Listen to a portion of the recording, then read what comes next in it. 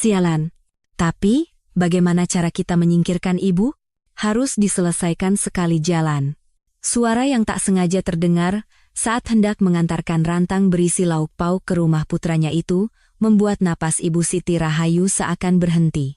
Dan wanita itu, demi mengungkap rencana putranya, dan demi bertahan hidup, terpaksa mengambil pilihan yang tak pernah terbayangkan sebelumnya. Kisah malam ini, sekarang dimulai. Pukul 4 subuh. Lampu dapur di rumah Siti Rahayu telah menyala. Niatnya untuk memasak dan mengantarkan lauk untuk putranya membuatnya bangun lebih awal dari biasanya.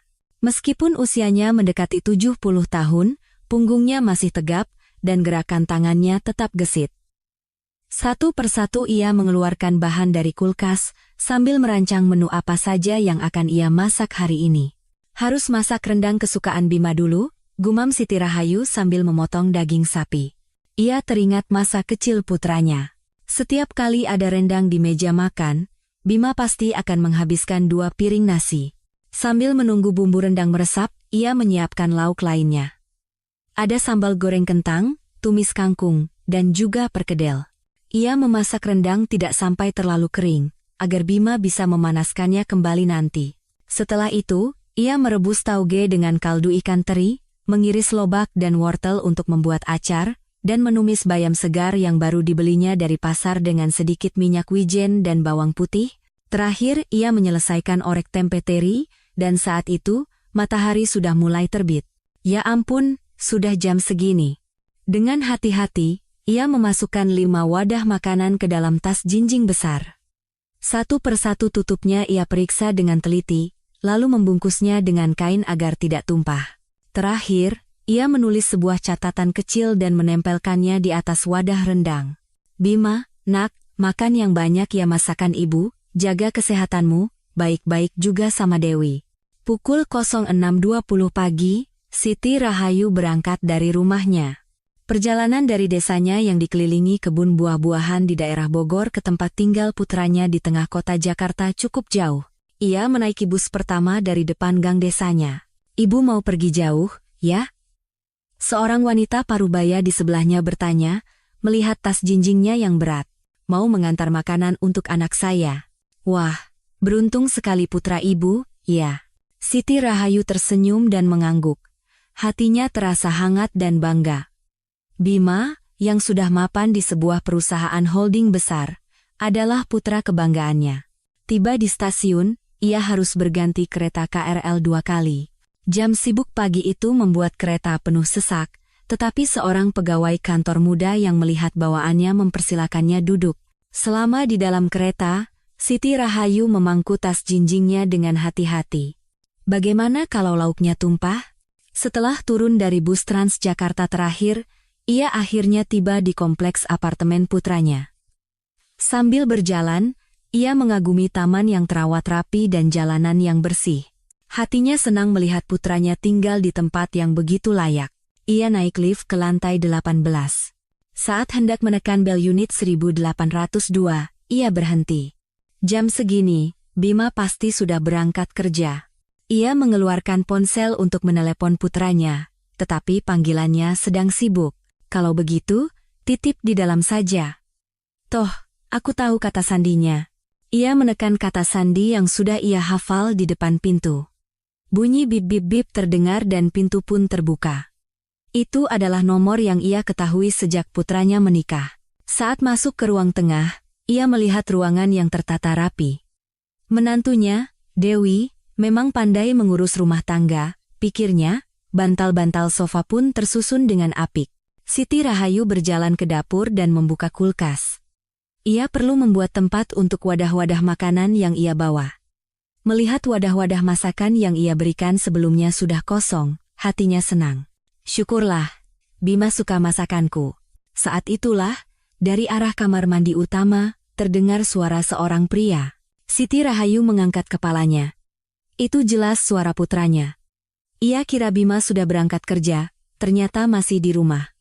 Sepertinya karena sedang menelepon, Bima tidak sadar ia datang. Ketika ia melangkahkan kaki menuju kamar tidur utama, ia mendengar isi percakapan itu.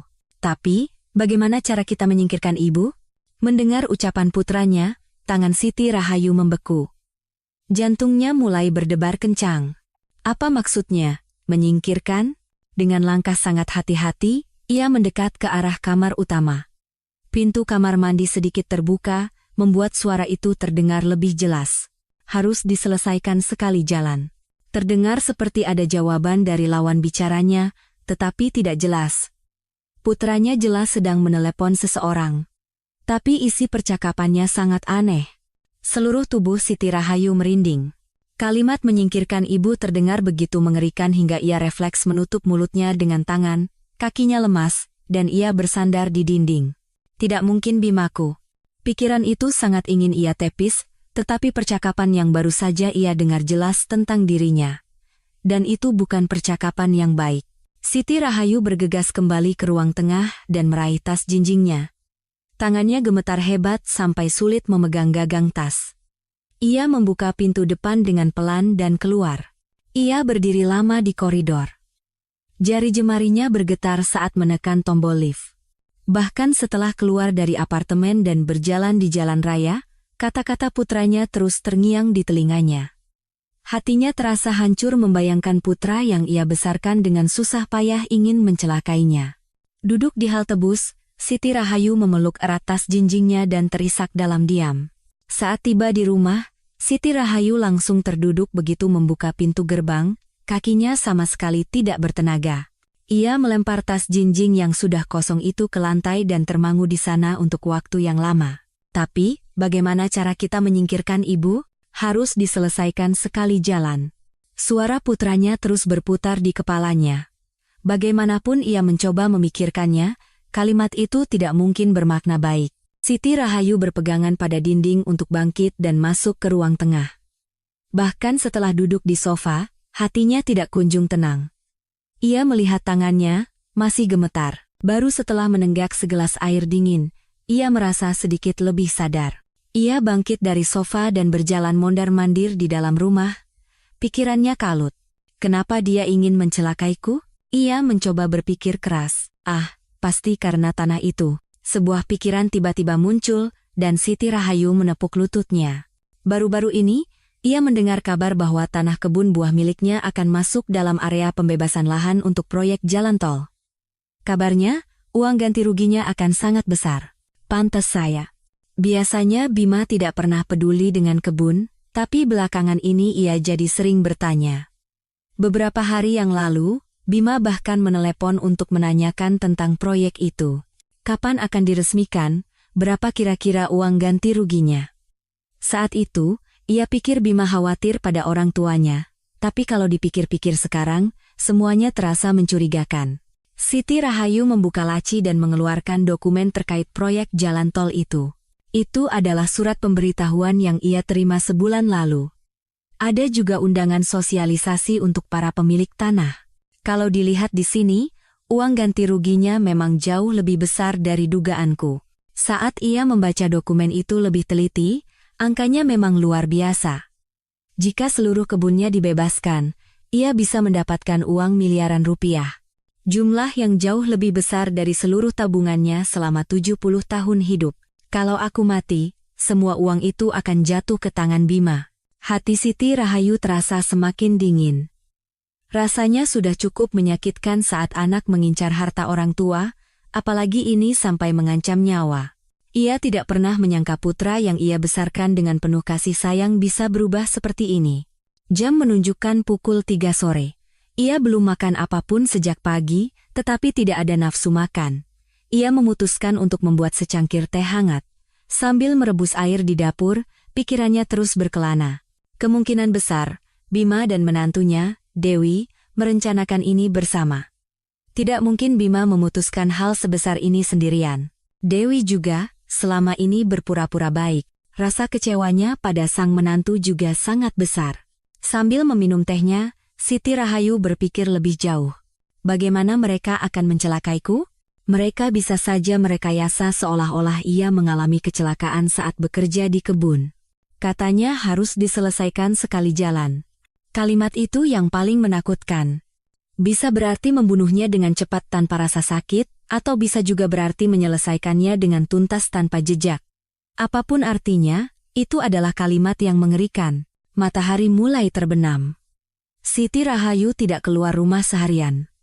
Biasanya ia akan pergi ke kebun untuk bekerja, tapi hari ini ia tidak sanggup. Jangan-jangan mereka berencana melakukannya hari ini? Sebuah pikiran menakutkan melintas. Ia memang tidak sengaja mendengar percakapan itu, tapi bisa saja rencana aslinya adalah hari ini. Kemungkinan besar mereka mengincar saat ia sendirian di kebun. Malam tiba, tetapi ia tidak bisa tidur. Siti Rahayu terus gelisah di tempat tidurnya. Setiap kali mendengar suara angin di luar jendela, ia terkejut. Apa salahku? Ia sadar banyak kekurangan saat membesarkan putranya. Sebagai orang tua tunggal, ia bekerja keras seorang diri.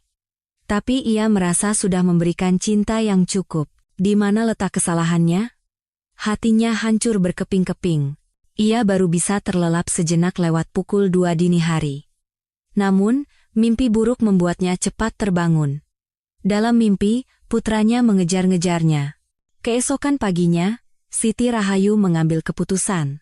Ia tidak bisa hanya diam dan pasrah, ia harus mengetahui kebenarannya. Mungkin saja aku salah dengar. Ia masih menyimpan sebersit harapan. Tapi ia harus memastikannya. Ia harus tahu isi hati putranya yang sebenarnya. Siti Rahayu tidak sarapan dan berangkat pagi-pagi. Karena tidak tidur semalaman, lingkaran hitam di bawah matanya terlihat jelas. Tapi tekadnya untuk mencari kebenaran sudah bulat. Ia memutuskan untuk mencari kantor detektif swasta di kota.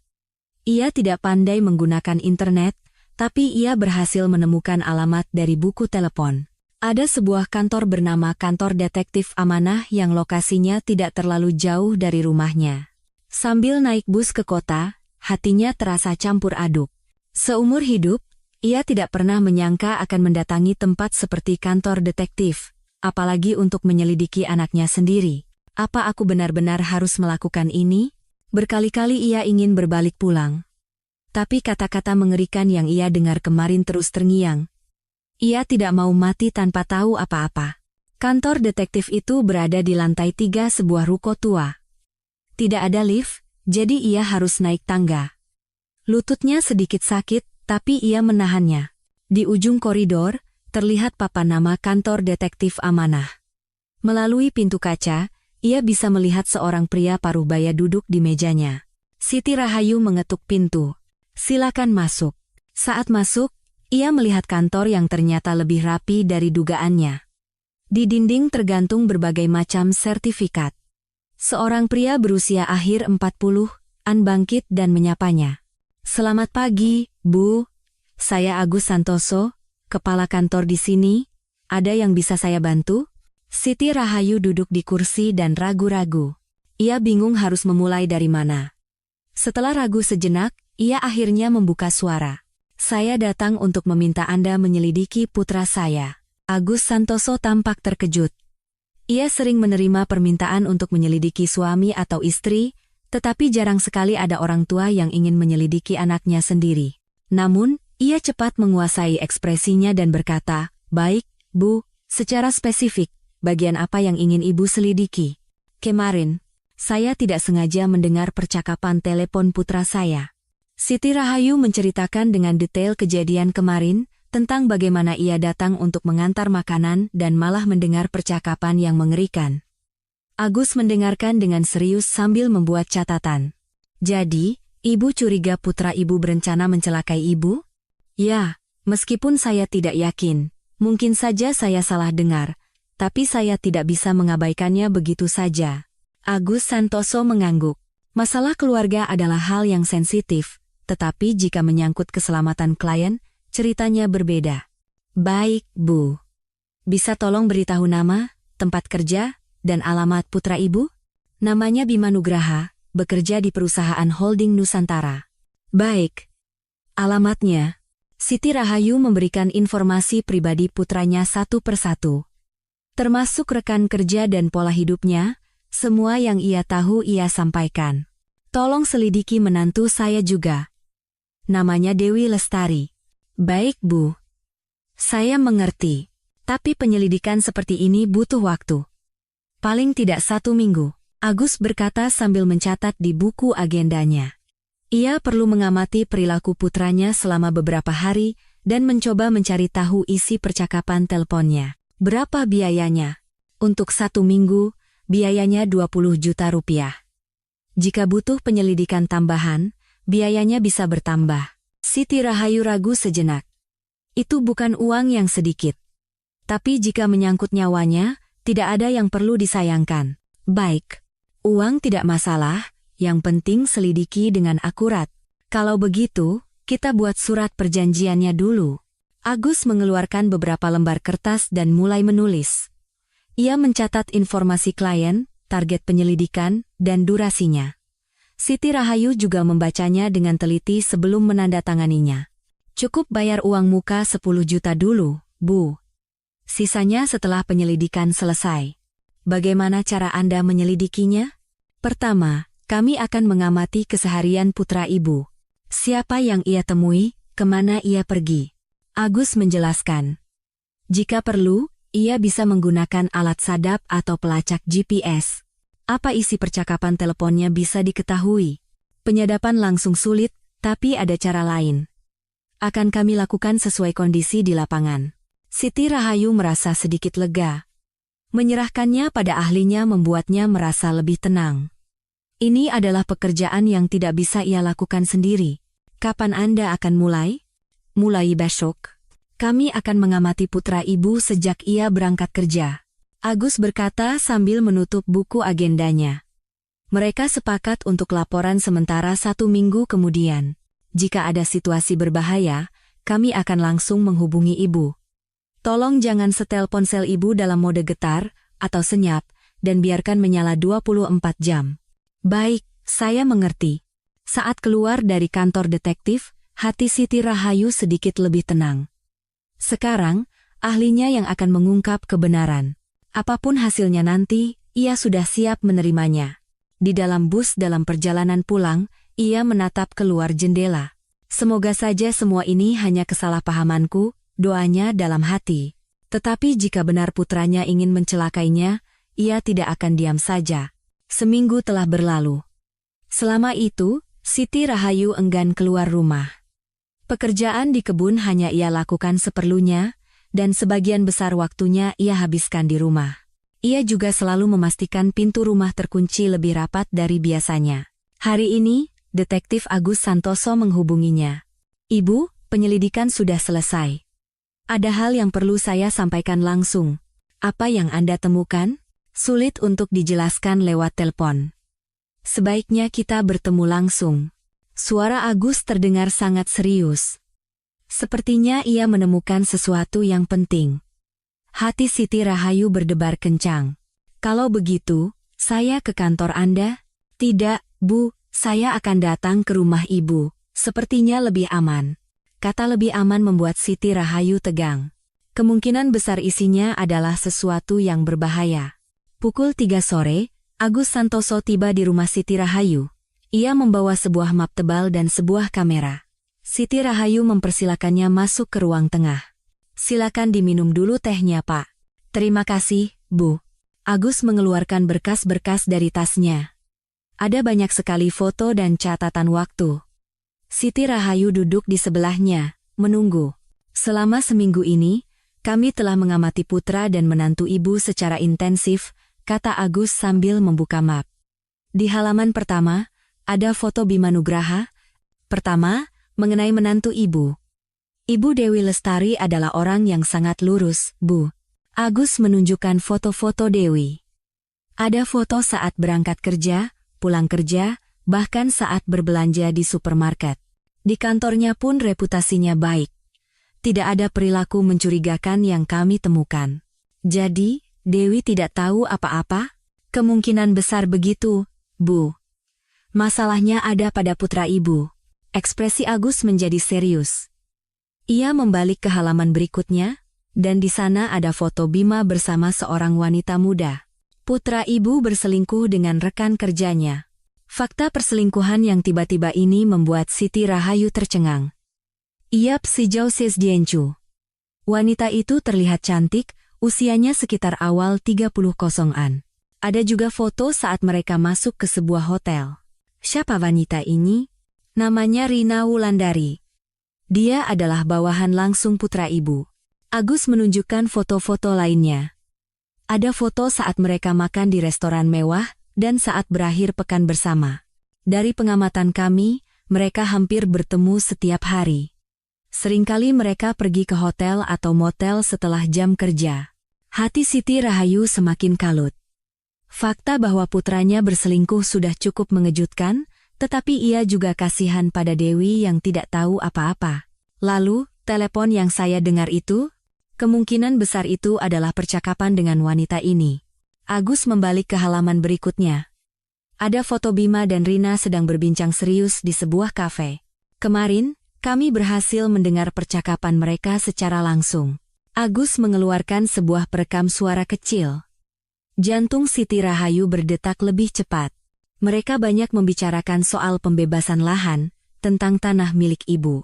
Apa yang mereka katakan? Sebaiknya ibu dengar sendiri. Agus menekan tombol putar di perekam suara. Meskipun ada sedikit suara bising, suara putranya terdengar jelas. Ibu tidak akan pernah mau mewariskan tanah itu. Dia akan memegangnya sampai mati. Suara wanita juga terdengar. Lalu, apa rencanamu? Harus ada cara. Aku ingin cepat menyelesaikannya. Siti Rahayu menatap tajam ke arah perekam suara. Kalimat cepat menyelesaikannya terdengar mengerikan. Bagaimana kalau kita buat seolah-olah kecelakaan? Mendengar suara putranya, Siti Rahayu bergidik. Ternyata benar, mereka sedang merencanakan untuk mencelakainya. Ini sudah cukup menjadi bukti yang kuat, Bu, kata Agus sambil mematikan perekam. Wajah Siti Rahayu pucat pasi. Tapi ada yang aneh, Bu. Apa itu? Reaksi wanita bernama Rina ini agak ambigu. Dia tidak secara aktif mendukung, tapi juga tidak menolak. Agus menunjukkan foto terakhir. Rina sedang duduk sendirian dengan ekspresi wajah yang sangat serius. Dia terlihat punya banyak beban pikiran. Mungkin ini bukan sekadar hubungan perselingkuhan biasa. Maksud Anda? Saya rasa perlu penyelidikan lebih lanjut.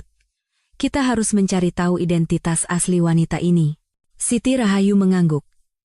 Rencana putranya memang menakutkan, tapi identitas kaki tangannya juga membuatnya penasaran. Apa saya harus memberitahu menantu saya? Itu keputusan ibu. Tapi, sampaikanlah dengan hati-hati. Agus merapikan semua materi dan menyerahkannya pada Siti Rahayu. Foto, rekaman suara, dan catatan waktu, semuanya ada di sana. Selanjutnya, apa yang akan ibu lakukan? Saya harus mengumpulkan bukti yang lebih kuat. Dan saya juga harus memberitahu Dewi. Suara Siti Rahayu terdengar bergetar karena amarah. Ia tidak pernah menyangka putra yang ia besarkan seumur hidupnya bisa menjadi seperti ini. Siti Rahayu merenung selama 2 hari. Haruskah ia memberitahu menantunya, Dewi, tentang ini? Jika iya, bagaimana cara menyampaikannya? Tiba-tiba datang dan berkata suamimu berselingkuh pasti akan sangat mengejutkan. Tapi, Dewi juga berhak tahu, jika suaminya bersekongkol dengan wanita lain untuk mencelakai ibunya sendiri, menantunya pun bisa dalam bahaya. Siti Rahayu menelepon Dewi. Halo, Bu, ada apa? Dewi, apa hari ini kamu ada waktu? Iya, Bu. Hari ini saya kerja dari rumah. Ada apa ya? Ibu ingin bertemu sebentar. Mungkin kita bisa minum teh di luar? Dewi ragu sejenak. Tiba-tiba ibu mertuanya mengajak bertemu terasa sedikit aneh. Baik Bu, kita bertemu di mana? Di luar saya. Di dekat rumahmu. Suara Siti Rahayu terdengar mendesak. Dewi tidak bertanya lebih lanjut dan menyetujui janji itu. Pukul 2 siang, mereka bertemu di sebuah kafe yang tenang di dekat rumah Dewi. Siti Rahayu sudah datang lebih dulu dan menunggu. Ia duduk di pojok sambil terus melihat jam. Ibu, sudah di sini rupanya. Dewi menyapa dengan senyum cerah. Penampilannya seperti biasa. Siti Rahayu bangkit menyambut menantunya. Dewi, sini duduk. Ada kabar baik apa, Bu?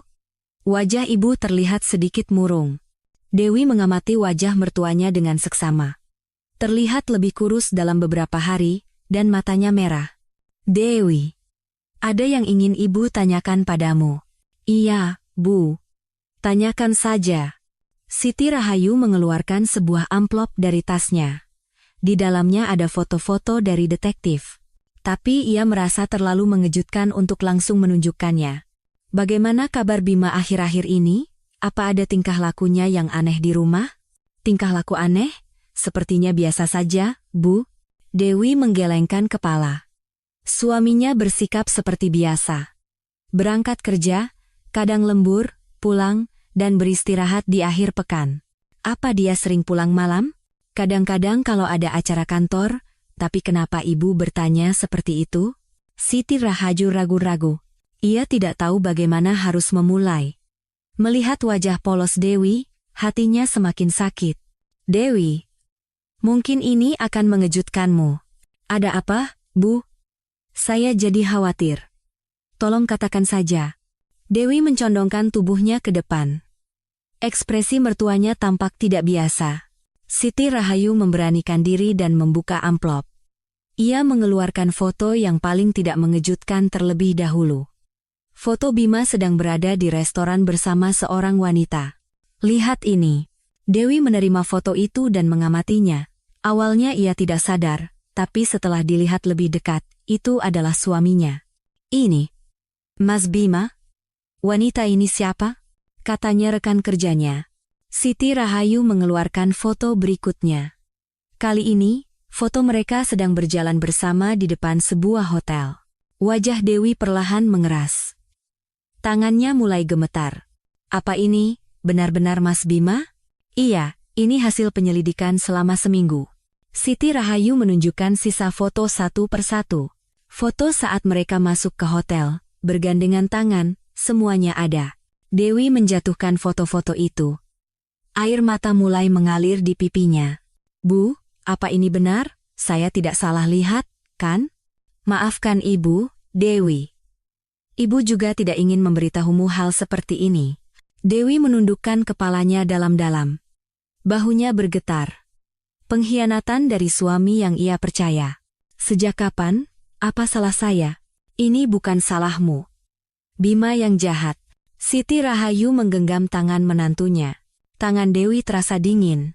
Tapi Dewi, ada masalah yang lebih serius. Masalah apa lagi, Bu? Siti Rahayu mengeluarkan perekam suara. Ada hal yang harus ia perdengarkan pada Dewi. Dengarkan ini juga. Dari perekam, suara Bima terdengar. Suara tentang rencananya menyingkirkan ibunya dan mengambil alih tanahnya. Wajah Dewi semakin pucat karena terkejut. Bu, apa-apaan ini? Bima mengincar tanah ibu dan berencana mencelakai ibu. Dewi bangkit dari kursinya dan terhuyung. Guncangannya terlalu besar. Suaminya tidak hanya berselingkuh, tapi juga berencana mencelakai ibu mertuanya sendiri. Bu, saya benar-benar minta maaf. Saya sama sekali tidak tahu. Sudah ibu bilang, ini bukan salahmu.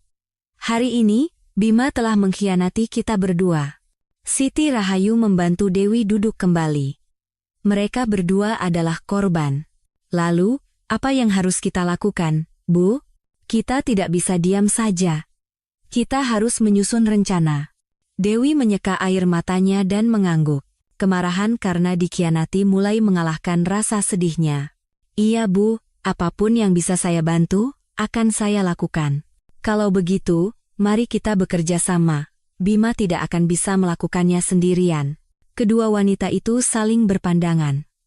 Mereka adalah sekutu yang dikhianati oleh pria yang sama. Siti Rahayu dan Dewi Lestari sepakat untuk berkomunikasi secara intensif dan mengawasi Bima. Setelah berdiskusi apakah perlu mencari pengacara, mereka membuat janji untuk bertemu lagi dan kemudian berpisah. 4 hari setelah pertemuan dengan Dewi, Siti Rahayu sedang menyiapkan makan malam di rumah. Belakangan ini nafsu makannya hilang, jadi ia hanya memasak bubur. Pikirannya terlalu kalut untuk memasak makanan yang layak. Tiba-tiba, bel pintu berbunyi. Siti Rahayu berjalan ke depan dan mengintip dari lubang pintu. Seorang wanita muda berdiri di depan gerbang. Siapa? Ya? Selamat malam. Apa benar ini rumah ibunya Pak Bima Nugraha? Suara wanita itu terdengar ragu-ragu. Iya, tapi Anda siapa mencari Bima? Saya rekan kerja Pak Bima. Ada hal penting yang ingin saya sampaikan. Jantung Siti Rahayu mulai berdebar. Jangan-jangan ini adalah wanita yang ada di foto detektif. Tapi ia tidak yakin. Bima tidak ada di sini. Bukan, Bu. Saya datang untuk berbicara dengan Ibu. Suara wanita itu terdengar mendesak. Sepertinya ini adalah masalah penting. Siti Rahayu membuka pintu sedikit, dengan rantai pengaman masih terpasang, dan memastikan lagi wajah wanita itu. Sepertinya memang wanita yang sama di dalam foto. Apa Anda? Rina Wulandari? Aidas, iya. Wanita itu tampak terkejut. Ia heran bagaimana Siti Rahayu bisa tahu namanya. Benar, Bu. Bagaimana Ibu bisa tahu nama saya? Masuklah. Siti Rahayu melepas rantai pengaman dan membuka pintu lebar-lebar. Bagaimanapun juga, ini adalah orang yang harus ia temui. Meskipun aneh seorang selingkuhan datang dengan lancang, ia pikir lebih baik berbicara langsung. Rina Wulandari masuk ke dalam rumah dengan hati-hati. Ia melihat sekeliling ruang tengah, lalu duduk di sofa.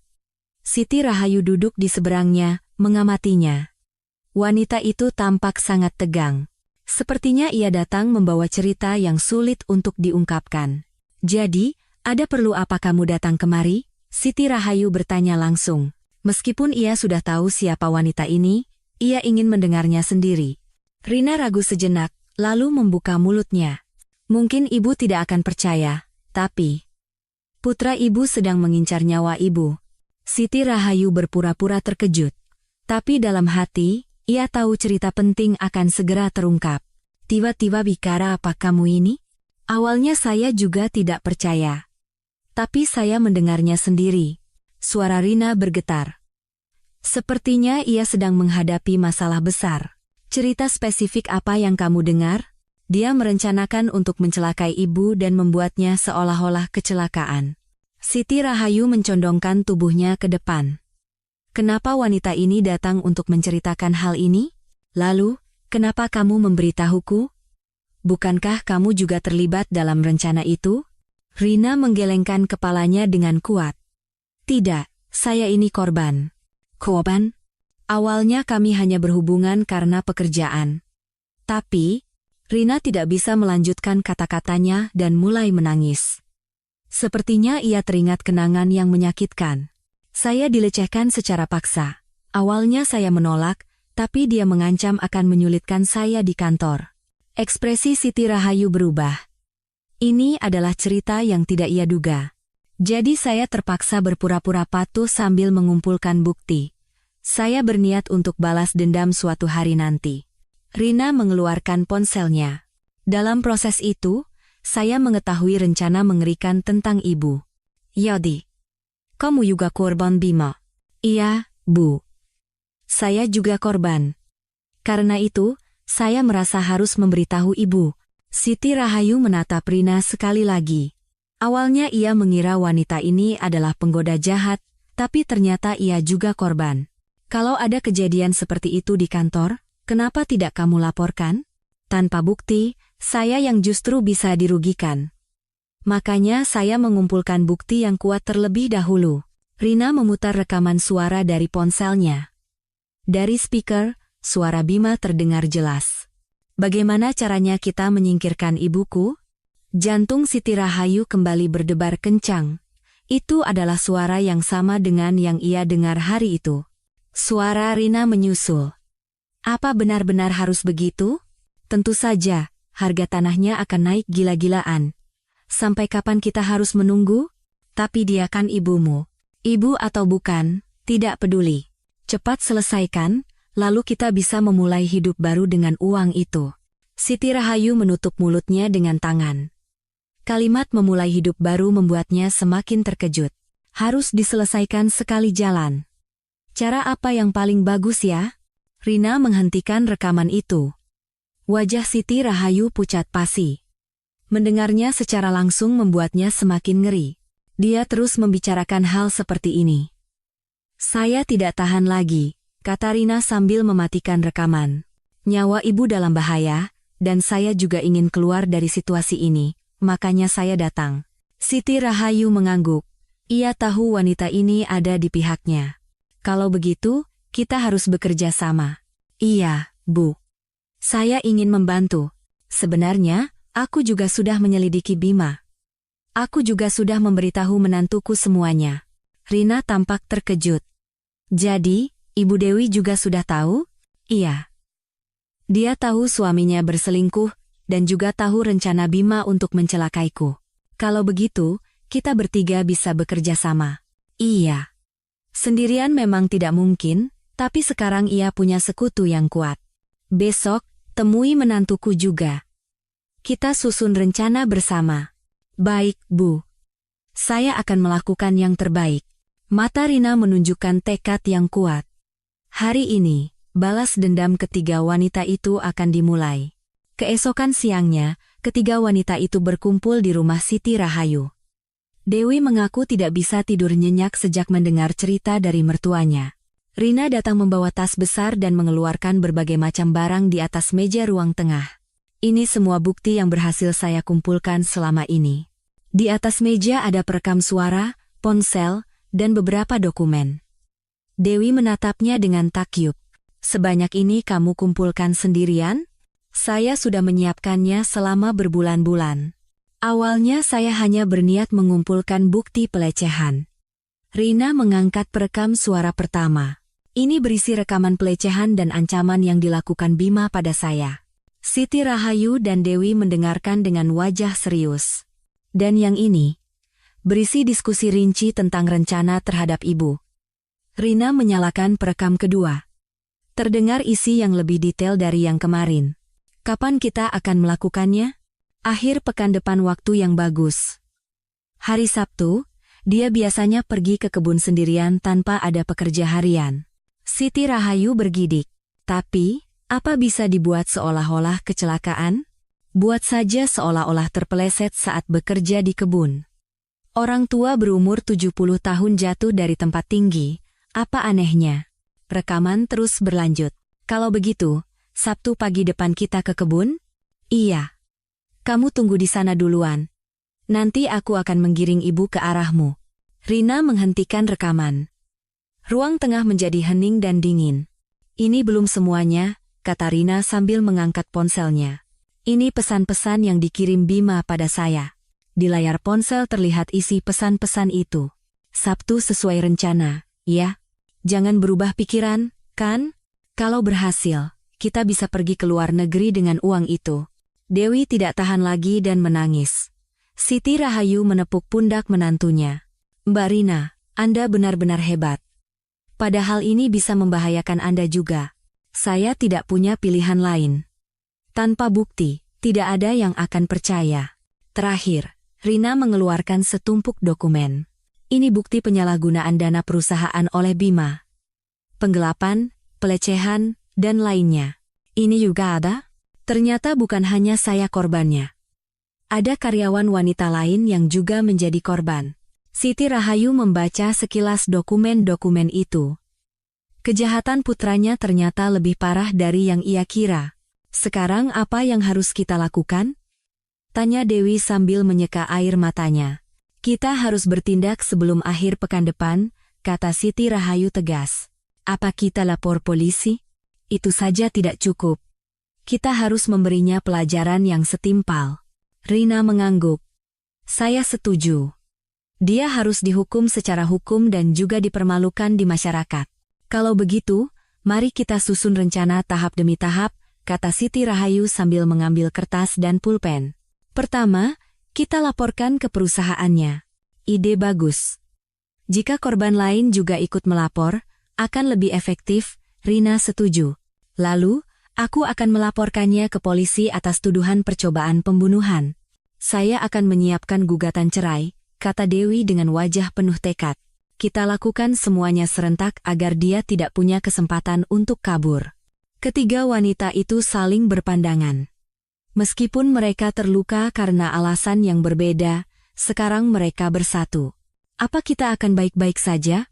Bagaimana kalau Mas Bima balas dendam? Tanya Dewi cemas. Dia sudah berencana mencelakai kita. Apalagi yang perlu ditakutkan? Sekarang giliran kita yang menyerang, Suara Siti Rahayu terdengar penuh amarah. Benar. Kita tidak bisa terus menjadi korban, Rina juga mengepalkan tangannya. Kalau begitu, kita mulai besok, lakukan tugas masing-masing dengan baik. Ketiga wanita itu menyatukan tangan mereka. Babak baru pembalasan dendam terhadap Bima Nugraha telah dimulai. Senin pagi, Siti Rahayu sengaja menelepon putranya untuk memancing keserakahannya. Rencananya, Siti Rahayu akan memancing, sementara Rina mengumpulkan bukti tambahan dari reaksi Bima. Halo, Bima, ini Ibu. Iya, Bu. Ada apa? Bukan apa-apa. Kemarin Ibu bertemu Pak RT. Siti Rahayu sengaja berbicara pelan untuk membuat putranya penasaran. Pak RT? Iya, dia bicara soal uang ganti rugi pembebasan lahan. Dari seberang telepon, terdengar Bima menahan napas. Katanya uang ganti ruginya berapa, Bu? Katanya. Jauh lebih banyak dari yang kita kira. Tanah Pak RT yang lebih kecil dari punya kita saja katanya bisa dapat 7 miliar. 7 miliar? Suara Bima terdengar bersemangat. Berarti tanah kita bisa dapat lebih banyak, Bu? Kan lebih luas. Sepertinya begitu. Katanya bisa 8 atau 9 miliar. Siti Rahayu sengaja menyebut angka besar. Benarkah, Bu? Kapan pastinya akan diumumkan? Katanya akhir bulan depan akan ada pengumuman final. Bu, kalau begitu, Ibu benar-benar bisa dapat uang lebih dari 7 miliar, suara Bima penuh kegembiraan. Sepertinya begitu, tanah kita akan lebih luas. Wah, uang yang sangat besar. Ibu bisa jadi kaya raya, terdengar Bima sedang menghitung-hitung sendiri di seberang sana. Oh ya, Bu, nanti kalau Ibu sudah dapat uangnya, mau disimpan di mana? Harus cari tahu bunga bank juga. Kenapa kamu yang pusing? Tentu saja, Bu. Ibu kan sendirian, pasti bingung, nanti Bima bantu. Suara Bima menjadi jauh lebih ramah. Iya, terima kasih ya, Bima. Memang anak Ibu yang terbaik. Oh ya, Bu. Sekarang banyak penipuan, Ibu harus hati-hati. Kalau tersebar kabar Ibu punya uang banyak, bisa berbahaya. Setelah menutup telepon, Siti Rahayu tersenyum sinis. Begitu mendengar soal uang besar, putranya tiba-tiba menjadi anak yang berbakti dan menawarkan bantuan. Dari situ, ia bisa memastikan isi hati putranya yang sebenarnya. Di waktu yang sama, setelah suaminya berangkat kerja, Dewi menggeledah seisi rumah, ia menyalakan laptop dan memeriksa riwayat pencarian internet. Penuh dengan kata kunci seperti contoh kecelakaan di kebun, statistik kematian lansia karena terpeleset, hukum waris. Ia juga menemukan folder dokumen berisi file perhitungan pajak warisan. Sebuah file Excel berisi perhitungan estimasi uang ganti rugi tanah mertuanya. Tangan Dewi gemetar. Dia benar-benar merencanakannya. Ia mencolokkan USB flash disk dan menyalin semua data serta riwayat browser. Ia juga menggeledah laci meja. Ada sebuah buku catatan yang ditulis tangan oleh suaminya. Tertulis kata-kata seperti, Sabtu, jam 10 pagi. Gudang kebun. Tangga. Pastikan tuntas. Dewi memfoto buku catatan itu. Selanjutnya, ia membongkar lemari arsip suaminya. Ia perlu mengamankan dokumen-dokumen terkait aset untuk persiapan gugatan cerai. Salinan buku tabungan, polis asuransi, sertifikat properti, semua ia fotokopi satu persatu. Sore harinya, Siti Rahayu mendatangi kantor notaris. Ia ingin menyiapkan dokumen warisan. Saya ingin membuat surat wasiat. Baik, Bu. Apa isi wasiatnya? Saya ingin mewariskan seluruh harta saya kepada menantu saya. Notaris itu tampak heran. Biasanya orang akan mewariskannya pada anak. Tidak diberikan pada putra ibu? Ada alasannya, Pak. Siti Rahayu pun menandatangani surat wasiat itu sebagai persiapan untuk kemungkinan terburuk. Malam harinya, Rina berbicara pada Bima dengan hati-hati. Pak, soal rencana hari Sabtu. Iya, kenapa? Apa tidak terlalu terburu-buru? Bima mengerutkan kening. Kenapa tiba-tiba bilang begitu? Bukan apa-apa. Hanya berpikir, apa tidak sebaiknya kita lebih hati-hati? Hati-hati? Selama ini kita sudah cukup hati-hati. Jangan ditunda lagi. Bima berkata tegas. Kenapa, Pak? Tadi ibu telepon, Bicara soal uang 7 miliar. Kalau pengumumannya keluar bulan depan, situasinya bisa jadi rumit. Rina terpaksa mengangguk. Sepertinya tidak ada cara untuk menundanya lagi. Malam itu, ketiga wanita itu bertemu di kafe. Mereka saling memeriksa bukti yang telah dikumpulkan. Sudah cukup, kata Dewi sambil menunjukkan flash disk dan hasil cetakannya. Aku juga sudah memastikan Bima benar-benar termakan umpan, kata Siti Rahayu puas. Tapi kata Mbak Rina, sudah tidak bisa menunda waktu lagi. Kalau begitu, kita harus bergerak lebih dulu, kata Dewi dengan tatapan tajam. Mulai besok, kita jalankan rencana kita. Ketiga wanita itu saling berpandangan. Mereka sudah sampai pada titik di mana tidak ada jalan untuk kembali. Entah apa yang akan dilakukan Bima hari Sabtu nanti, tapi kita harus menyelesaikannya lebih dulu, suara Siti Rahayu penuh amarah dan tekad. Sebelum hari itu tiba, kita akan mengakhiri segalanya, Dewi juga mengepalkan tangannya. Serangan balik ketiga wanita terhadap Bima secara resmi telah dimulai.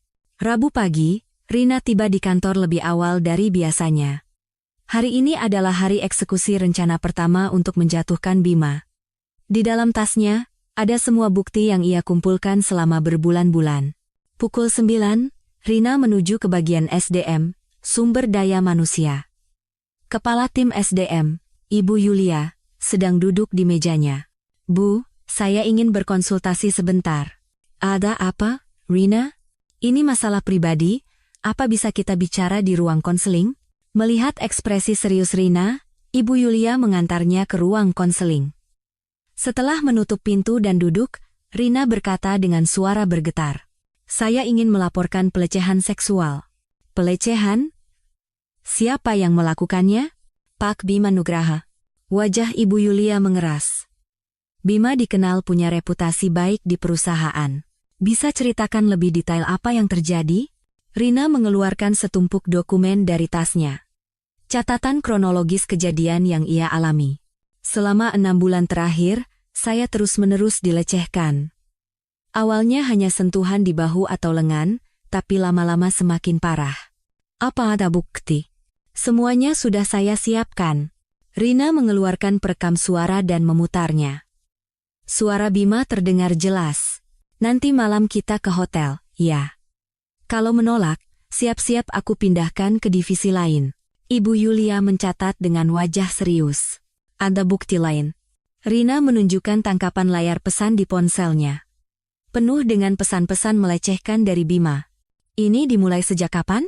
Sejak bulan Maret tahun ini. Tepat setelah saya dipindahkan ke divisinya. Kenapa tidak dilaporkan dari dulu? Saya sedang mengumpulkan bukti. Dan jujur, saya takut. Mata Rina berkaca-kaca. Apa ada korban lain? Ada. Mbak Amel, salah satu staf senior, juga mengalami hal serupa. Ibu Yulia segera memanggil Amel. Dengan suara bergetar, Amel juga menceritakan apa yang ia alami. Saya juga beberapa kali dilecehkan oleh Pak Bima. Di acara makan malam kantor, dia menyentuh tubuh saya dan terus memaksa untuk bertemu secara pribadi. Setelah mendengar kesaksian kedua wanita itu, Ibu Yulia segera melapor ke manajer SDM, yang kemudian langsung meneruskannya ke direktur utama. Pukul 11 siang, Bima dipanggil ke ruang SDM. Ada apa saya dipanggil? Ada laporan pelecehan seksual yang masuk. Wajah Bima seketika pucat. Pelecehan? Siapa yang mengarang cerita seperti itu? Rina Wulandari dan Amel yang melaporkan. Itu salah paham. Saya tidak pernah melakukan hal seperti itu. Manajer SDM memutar rekaman suara.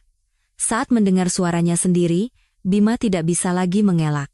Untuk sementara, Anda akan dibebas tugaskan, dan kami akan membentuk komite disipliner. Bima terhuyung saat mencoba bangkit dari kursi. Ini adalah kejadian yang tidak terduga. Saat kembali ke ruangannya, rekan-rekan kerjanya menatapnya dengan aneh. Gosip sepertinya sudah menyebar. Saat makan siang di kantin, terdengar bisikan-bisikan. Katanya Pak Bima melakukan pelecehan, ya? Serius? Padahal kelihatannya bukan orang seperti itu. Katanya buktinya lengkap. Komite disipliner akan segera dibentuk. Mungkin akan dipecat. Saat Bima masuk ke kantin, Percakapan itu langsung berhenti. Rekan-rekannya menghindari tatapannya dan pergi. Sore harinya, keadaan semakin parah. Atasannya, direktur divisi, memanggilnya secara terpisah. "Bima, ada apa ini sebenarnya?" "Pak, saya benar-benar dijebak." "Dijebak bagaimana?" "Buktinya sudah jelas. Kamu membuat malu perusahaan."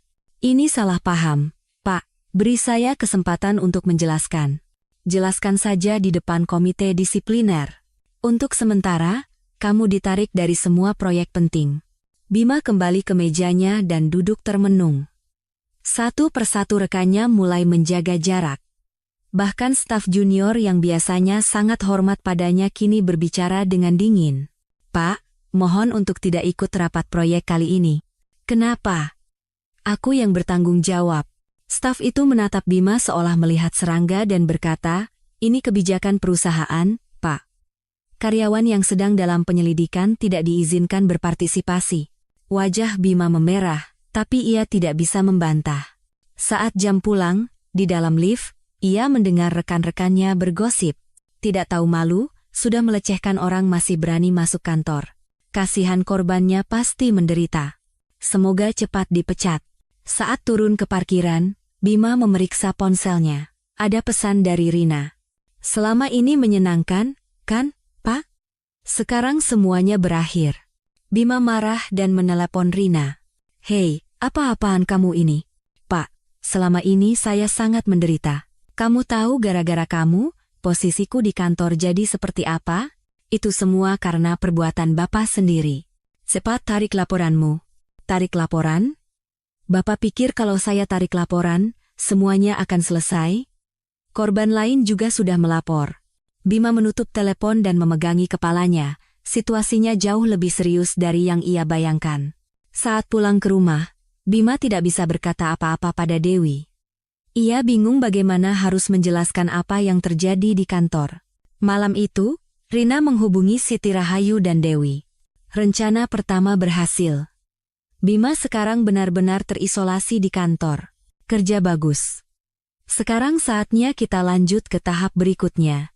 Rencana balas dendam ketiga wanita itu berjalan dengan lancar. Kamis pagi, Dewi mendatangi sebuah kantor pengacara. Kantor pengacara spesialis perceraian yang ia temukan dari internet semalam. Di dalam tasnya ada bukti perselingkuhan suaminya, dan juga data rencana Bima untuk mencelakai ibunya. "Selamat pagi, Bu. Saya ingin berkonsultasi mengenai perceraian." Pengacara bernama Ratnasari menyambut Dewi. Seorang wanita berusia akhir 40-an dengan penampilan yang tenang. "Atas alasan apa Ibu ingin bercerai?" "Suami saya berselingkuh." Dewi mengeluarkan flash disk dan menyerahkannya pada pengacara. "Ini bukti-buktinya." Pengacara Ratna menghubungkan flash disk ke komputernya dan memeriksa file-filenya. Setelah melihat foto-foto dan isi pesan, ia mengangguk. "Bukti ini sangat kuat. Sudah cukup untuk membuktikan suami Anda sebagai pihak yang bersalah. Berapa kira-kira uang ganti rugi yang bisa saya dapatkan?" Melihat kondisi finansial dan lamanya pernikahan, minimal 500 juta rupiah bisa didapatkan. Dewi menghela napas lega. Tapi, ada masalah yang lebih serius. Dewi menunjukkan data rencana Bima. Ekspresi pengacara itu menjadi sangat serius. Ini kasus yang harus dilaporkan ke polisi." "Iya, ibu mertua saya akan melaporkannya langsung. Kalau begitu, sebaiknya gugatan cerai ini berjalan bersamaan. Jika ada tuduhan kriminal, uang ganti rugi bisa jauh lebih besar." Di waktu yang sama, Siti Rahayu mendatangi kantor polisi. Di ruang pelayanan, ia berkata pada petugas yang berjaga, "Saya ingin membuat laporan." "Laporan apa, Bu?" "Putra saya berencana untuk mencelakai saya." Petugas itu tampak terkejut. Masalah keluarga adalah hal yang harus ditangani dengan hati-hati. "Bisa tolong jelaskan lebih detail?" Siti Rahayu menyerahkan semua data dari detektif dan rekaman suara dari Rina. Seorang detektif bernama Ibtu Hermawan memeriksa berkas-berkas itu. "Apa ini benar suara putra Ibu?" "Iya, saya yakin." "Kapan katanya rencana itu akan dijalankan?" "Sabtu pagi minggu ini." Ibtu Hermawan memberi isyarat pada rekannya. Ini adalah kasus yang harus ditangani dengan segera. Kami akan segera memanggil Saudara Bima untuk dimintai keterangan. Pukul 2 siang, polisi mendatangi kantor Bima. Kantor yang sudah ramai karena kasus pelecehan menjadi semakin heboh. Apa benar ini dengan Saudara Bima Nugraha? Iya, saya. Kami dari kepolisian. Ada hal yang perlu kami selidiki, mohon ikut bersama kami. Wajah Bima pucat pasi. Di hadapan semua rekan kerjanya, meskipun tidak diborgol, ia harus pergi bersama polisi. Memangnya ada apa-apa? Akan kami jelaskan di kantor polisi. Di ruang interogasi, Ibtu Hermawan memutar rekaman suara. Suara Bima sendiri terdengar jelas. Bima berkeringat dingin. Tidak, itu salah paham. Bima mencoba mengelak, tapi buktinya terlalu kuat. Saya ingin memanggil pengacara saya. Silakan. Tapi buktinya sudah sangat jelas. Sementara itu, Rina menyerahkan data tambahan ke tim SDM perusahaan. Bukti dugaan penggelapan dana oleh Bima. Ini adalah rincian penggunaan kartu kredit perusahaan untuk kepentingan pribadi oleh Pak Bima. Ibu Yulia memeriksa dokumen itu. Ini semua dibayar pakai uang perusahaan, ya? Jumlahnya cukup besar. Totalnya lebih dari 50 juta. Kami akan mengajukan tuntutan tambahan atas penggelapan dana. Perusahaan segera melakukan audit internal dan mulai menyelidiki semua riwayat transaksi Bima. Pukul 7 malam, Bima dibebaskan dari kantor polisi. Namun, paspornya ditahan, dan ia dikenai larangan bepergian ke luar negeri. Saat tiba di rumah, Dewi menyambutnya dengan dingin. Dari mana Saha? Ada urusan kantor. Bukan dari kantor polisi? Bima terkejut. Ia heran bagaimana Dewi bisa tahu. Siapa yang bilang begitu? Aku sudah tahu semuanya. Dewi menyodorkan surat gugatan cerai. Apa ini? Gugatan cerai. Besok akan aku ajukan ke pengadilan. Dewi, tunggu dulu. Ini apa-apaan? Perselingkuhanmu dengan Rina. Rencanamu untuk mencelakai ibu, aku tahu semuanya. Bima terduduk lemas. Semuanya runtuh dalam sekejap. Dewi, ini salah paham. Dengarkan aku dulu. Salah paham? Buktinya sudah ada semua. Salah paham apa lagi? Dewi mengacungkan flash disk.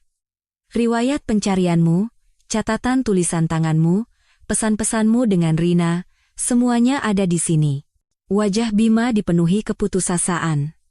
Tidak ada lagi yang bisa ia sangkal. Mulai besok, pergi dari rumah ini. Aku tidak bisa hidup denganmu lagi. Malam itu, ketiga wanita itu berkomunikasi lewat telepon. Laporan polisi sudah dibuat, gugatan cerai juga sudah dimulai. Di kantor juga katanya akan ada penyelidikan tambahan atas kasus penggelapan. Sepertinya akhir dari semua ini sudah terlihat. Kehidupan Bima hancur total dalam satu hari. Keesokan paginya, Bima terbangun setelah semalaman tidak bisa tidur. Hidupnya benar-benar jungkir balik dalam satu hari. Dewi sudah berangkat kerja, dan di meja makan hanya ada secarik kertas dingin. Bereskan barang-barangmu dan pergi. Kunci taruh di kotak surat. Bima hendak bersiap-siap ke kantor, tapi ia berhenti. Ia tidak yakin apakah masih boleh pergi ke kantor. Ia memeriksa ponselnya. Ada pesan dari tim SDM. Mulai hari ini, Anda dirumahkan tanpa gaji. Dilarang masuk kantor, sampai ada keputusan dari komite disipliner. Bima terduduk di sofa. Segalanya hancur dalam sekejap. Pukul 10 pagi, ia buru-buru menemui pengacara yang ia cari semalaman. Seorang pengacara spesialis kasus kriminal. Situasi Anda sangat serius. Tuduhan percobaan pembunuhan bisa dihukum penjara seumur hidup. Dalam situasi seperti ini, yang terpenting adalah menyewa pengacara yang bisa diandalkan seperti saya untuk mengurangi hukuman. Tapi saya kan belum melakukannya. Meskipun hanya merencanakan, itu sudah masuk dalam kategori percobaan. Apalagi ada bukti rekaman. Pengacara itu menggelengkan kepala. Berapa biaya pengacaranya? Minimal 200 juta rupiah. Wajah Bima pucat. Dari mana ia punya uang sebanyak itu? Kemungkinan besar surat perintah penahanan akan segera keluar, jadi bersiaplah. Pukul 2 siang, polisi benar-benar datang ke rumahnya, membawa surat perintah penahanan. Saudara Bima Nugraha, surat perintah penahanan Anda telah dikeluarkan. Saya sudah menghubungi pengacara, apa tidak bisa tunggu sebentar? Tidak bisa. Anda harus ikut sekarang juga. Saat ia digiring ke mobil polisi dengan tangan terborgol, para tetangga menonton. Gosip di kompleks apartemen itu pasti akan cepat menyebar. Di sel tahanan, Bima menghabiskan harinya di ruang isolasi yang dingin, lantai yang keras dan dinding yang dingin membuatnya sadar akan kenyataan. Hari Sabtu pagi, berita tentangnya muncul di media online.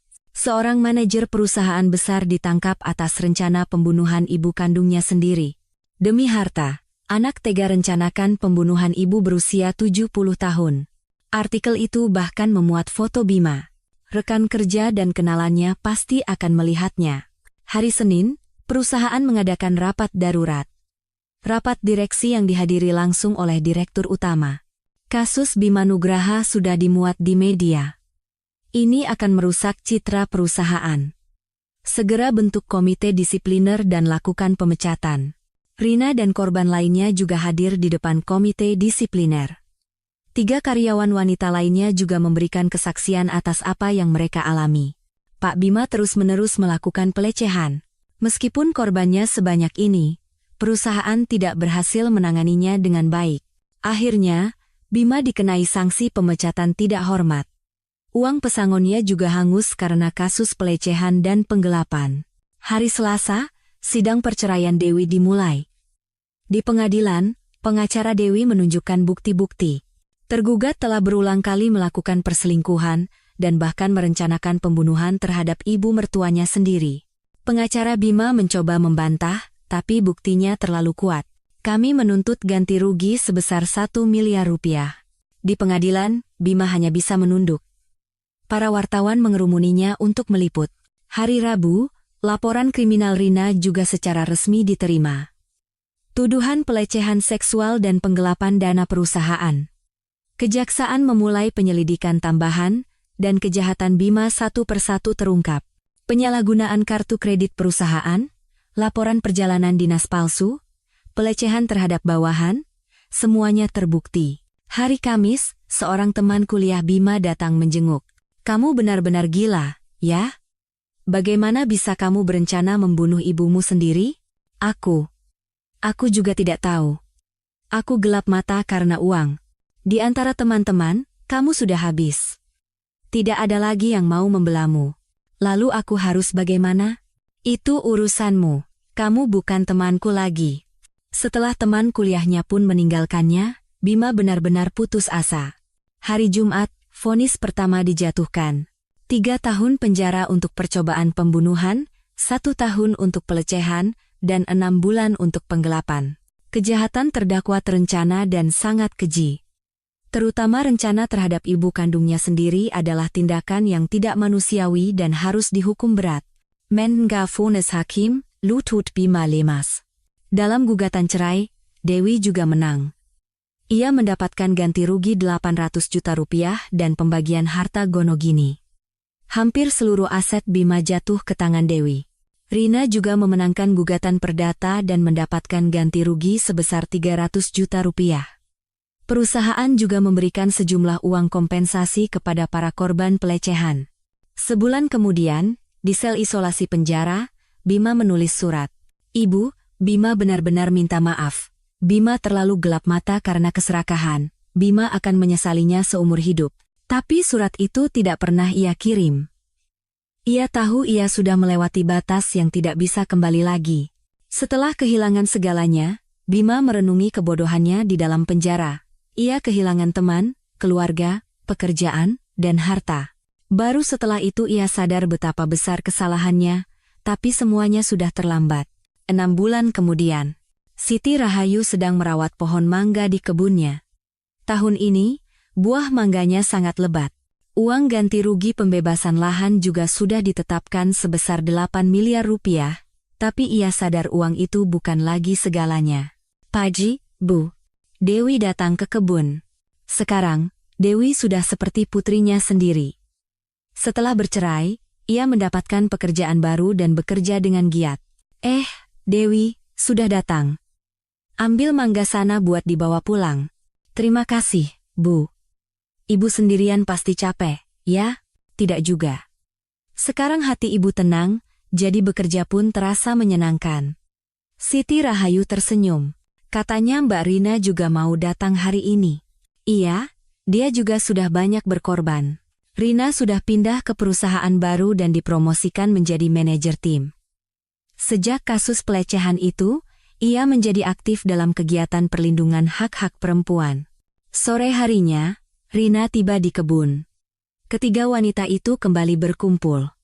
Siti Rahayu membuatkan teh di saung. Suasana sore itu terasa damai. Mbak Dewi, bagaimana pekerjaan barunya? Awalnya berat, tapi sekarang sudah terbiasa. Hidup sendiri juga tidak buruk, kata Dewi sambil tersenyum cerah. Tidak ada lagi raut wajah tertekan seperti dulu. Mbak Rina juga baik-baik saja di perusahaan baru, kan? Iya, Bu, sangat baik. Atasan dan rekan-rekan kerja sangat pengertian. Ngomong-ngomong, bagaimana kabar Bima, ya? Siti Rahayu tiba-tiba teringat putranya. Tidak perlu tahu, Bu. Dia sedang menanggung akibat perbuatannya sendiri, kata Dewi tegas. Tapi bagaimanapun juga dia anakku. Ibu jangan terlalu dipikirkan, ini bukan salah ibu. Rina menggenggam tangan Siti Rahayu. Aku juga sudah banyak berdamai dengan keadaan. Seumur hidup aku hidup untuk anak itu, sekarang aku ingin hidup untuk diriku sendiri, kata Siti Rahayu sambil meminum tehnya. Uang ganti rugi mau dipakai untuk apa, Bu? Sebagian akan ibu berikan pada Dewi, sebagian lagi akan ibu sumbangkan ke lembaga yang membantu korban seperti Rina. Jangan, Bu, itu kan milik ibu. Tidak apa-apa. Uang ini terlalu besar untuk ibu habiskan sendiri, lebih baik digunakan untuk hal yang berarti. Ketiga wanita itu saling berpandangan dan tersenyum. Mereka adalah sekutu yang telah melewati masa sulit bersama. Tapi benar-benar aneh, ya? Kita bisa bertemu seperti ini sepertinya sudah takdir. Mungkin kita memang orang-orang yang ditakdirkan untuk saling membantu. Benar? Kalau sendirian, kita tidak akan pernah bisa melaluinya. Matahari mulai terbenam. Semburat senja mewarnai kebun dengan indah. Setelah kasus Bima masuk berita, banyak orang menghubungiku, kata Siti Rahayu. Siapa saya, Bu? Orang-orang yang mengalami hal serupa. Anaknya mengincar harta, atau menjadi korban pelecehan. Lalu, apa yang ibu katakan pada mereka? Aku bilang jangan menyerah. Selama ada bukti, kita pasti bisa menang. Rina mengangguk. Saya juga sering memberikan konseling pada korban serupa, cerita ibu sangat membantu mereka. Benarkah? Syukurlah kalau begitu.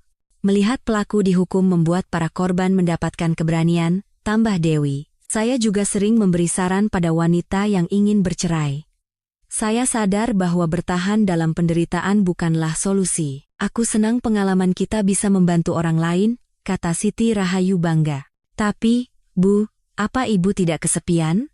Sama sekali tidak. Justru sekarang aku merasa benar-benar bebas.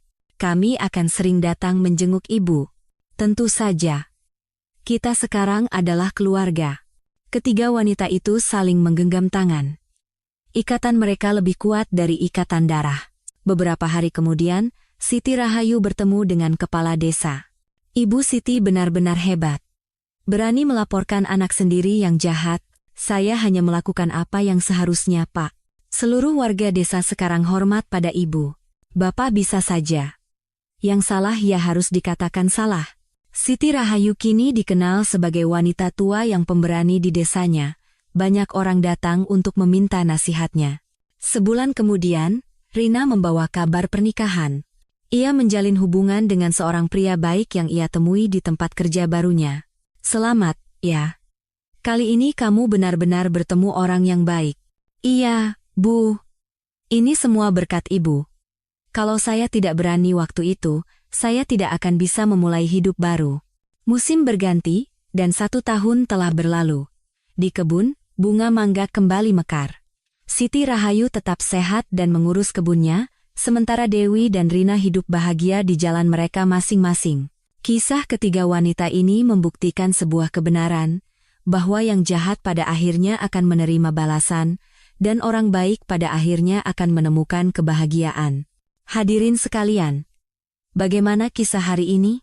Jika ada yang mendengarkan sampai akhir, mohon tinggalkan komentar saya menyimak agar kami tahu. Kami akan kembali dengan kisah yang lebih baik lagi. Semoga hari Anda selalu damai. Terima kasih.